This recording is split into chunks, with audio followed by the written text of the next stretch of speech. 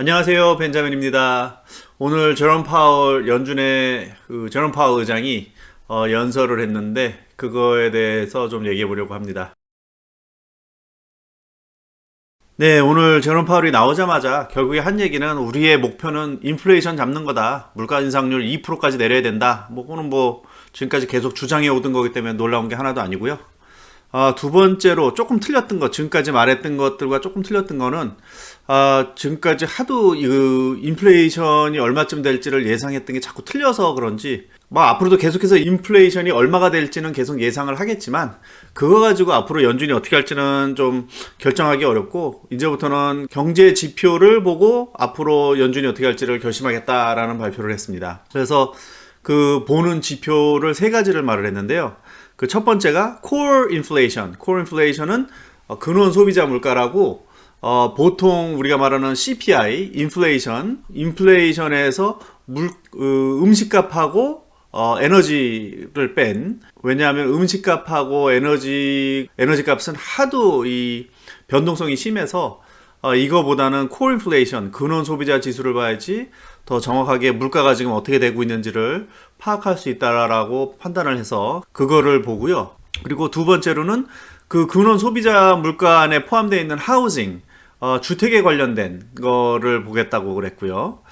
그리고 세 번째는 그 근원 소비자 물가에서 하우징을 뺀 나머지를 보고서는 앞으로 그 인플레이션이 어떻게 되는지를 판단을 하고 앞으로 연준이 어떻게 할지를 결심할 거다. 어떻게 할지 계획을 세울 거다. 이렇게 얘기를 했어요.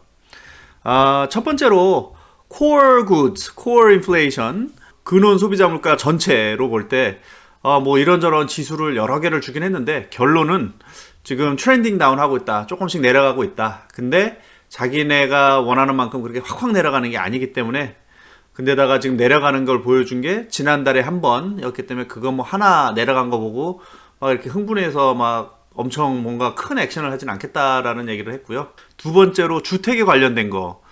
주택은 렌트라 그래서 월세를 얘기합니다. 미국에는 전세라는 게 없으니까 다 자기 집에서 살지 않으면 다 월세를 살까요? 그래서 그거에 관한 얘기였는데, 그것도 지금 계속해서 사실 월세라는 게 보통 1년에 한 번씩 재계약을 해요. 그래서 아무리 이 물가가 올라간다 그래도 그게 더 천천히 물가가 먼저 올라가고 이 월세 올라가는 게 조금 더 천천히 와요. 왜냐하면 그거는 1년에 한 번씩밖에 안 하니까 물가가 아무리 빨리 올라도 오르는 대로 계속해서 매달 월세를 올리진 않거든요.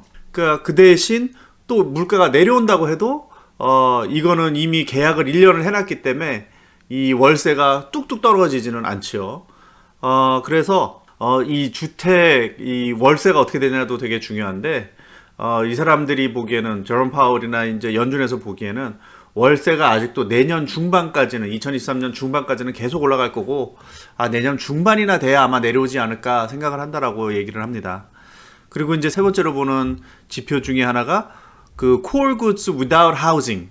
이 아까 말씀드린 근원 소비자 물가에서 주택에 관련된 걸 뺀 나머지 보험, 교육, 여행 또는 심지어는 머리 깎는 것까지 이발비 이런 것까지 포함한 건데, 아무래도 거기에 가장 중요한 영향을 미치는 거는 월급, 임금이기 때문에 이 임금에 대해서 좀 얘기를 해요. 이 하우징을 뺀 나머지 근원 소비자 물가에서 하우징을 뺀 나머지가 내려오려면 이 임금이 올라가는 게 컨트롤이 돼야 되는데 지금 그게 힘들다는 거고요. 그 이유로는 이 공급과 수요, 이 레이버 마켓에 이 노동 시장의 공급과 수요가 밸런스가 맞지 않는다. 그거를 얘기하고 있습니다. 그래서 그 밸런스가 맞지 않는 이유로는 두 가지를 댄데, 첫 번째는 excess retirement. excess retirement은 뭐냐면 자기네가 생각했던 것보다 많은 사람들이 퇴직을 하는 거죠. 생각했던 것보다 많은 사람들이 퇴직을 하는 게 첫 번째 이유인데, 그 이유로는 헬스 이슈, 코로나 때문에 아파서, 그리고 그게 회복이 잘 안 돼가지고 그런 사람도 있을 거고, 둘째로는 지난 2020년 이후에 주식시장하고 이 집값이 워낙 많이 올라서 사람들이 자기네가 되게 이제 좀 돈이 많아졌다고 생각을 해서 생각한 것보다 빨리 리타이어먼트, 은퇴를 하는 경우가 생겼어요. 그래서 그래서 건강 이슈하고 자기가 부자가 됐다 뭐 실제로 부자가 된 것도 하죠. 주식값이 워낙 많이 올랐으니까.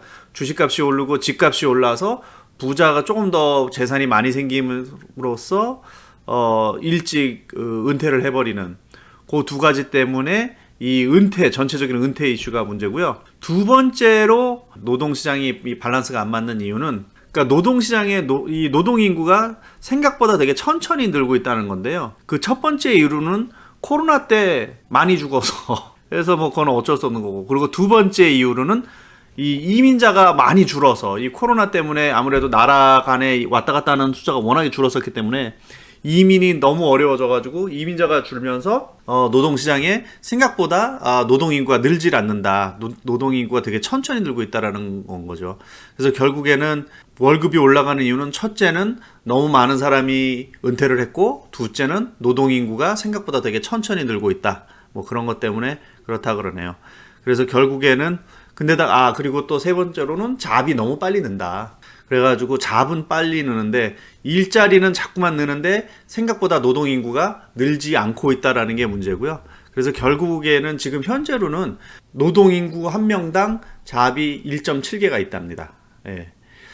그래서 지금 이 임밸런스를 없애야 되는데 그 방법 중에 하나가 이제 잡수를 줄이는 거가 되겠죠. 자, 그래서 이거를 오늘 한 얘기를 전부 다 정리를 하자면, 결국에는 자기네가 GDP 성장률을 줄여야 되고, 그리고 서플라이 사이드에, 공급 사이드에 이 물건 빨리빨리 못 들어오는 공급을 늘려서 해결을 해야 되며, 그리고 이 주택에 관련된 비용을 줄여야 되고, 그리고 노동시장을 개선해서 이 월급이 올라가는 것을 좀 줄여야 된다라고 얘기를 하고 있습니다. 그래서 이런 얘기를 하는데, 그래서 결국에는 맨 마지막에 말한 거는 12월 달에 직접적으로 얘기는 하진 않았지만 12월 달에 이자율을 0.5% 올리겠다라고 뭐 거의 힌트를 아주 강하게 줘서, 이거 발표하고 나서 주식시장이 엄청났습니다. 오늘 이 제롬 파월 연준 의장이 발표하기 전에 주식시장이 꼼짝을 안 하고 뭐 거의 변동 없이 있다가, 이거 발표하고 나서 다우존스는 700포인트가 올라갔고, 그래가지고 아주 마켓이 그냥 난리가 났는데, 그리고 나서 이제 기자들이 질문을 하는데